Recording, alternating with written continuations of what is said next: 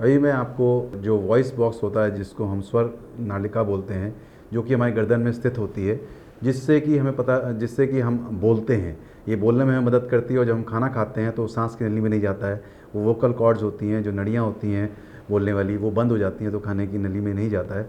ये हमारे ऑर्गन का फंक्शन है वॉइस बॉक्स का। तो अगर इसके कैंसर से हम ग्रसित हैं तो फिर हमें कैसे मालूम चले कि हमें कैंसर है वहाँ का?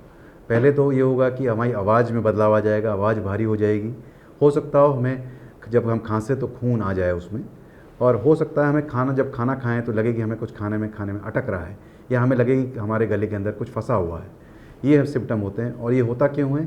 ये होता इसीलिए है क्योंकि हम बीड़ी सिगरेट का सेवन करते हैं और साथ में शराब का भी सेवन करते हैं।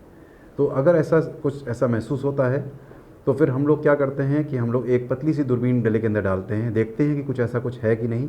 अगर हमें कुछ लगता है, अंदेशा होता है, तो हम वहाँ से एक छोटा सा पीस निकाल लेते हैं और उसको हम लैब में टेस्टिंग के लिए भेजते हैं।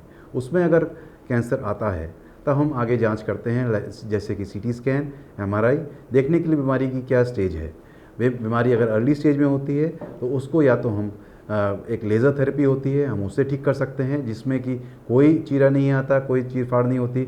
उसमें एक दूरबीन डाल के गले के अंदर लेज़र मशीन के द्वारा, लेज़र की किरणों के द्वारा उस कैंसर को निकाल दिया जाता है। दूसरा तरीका होता है कि हम सिकाई करवाएं, रेडिएशन करवाएं।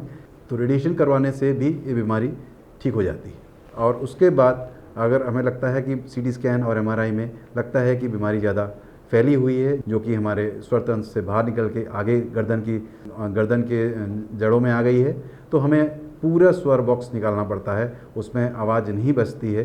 तो फिर हमें ऐसी कुछ मशीनें लगानी पड़ती हैं जिसको हम वॉइस प्रोस्थेसिस बोलते हैं, जिससे कि मरीज़ आपस में और अपने प्रियजनों से बात कर सकता है, और खाना तो वो जैसे खाता है वैसे ही खाएगा।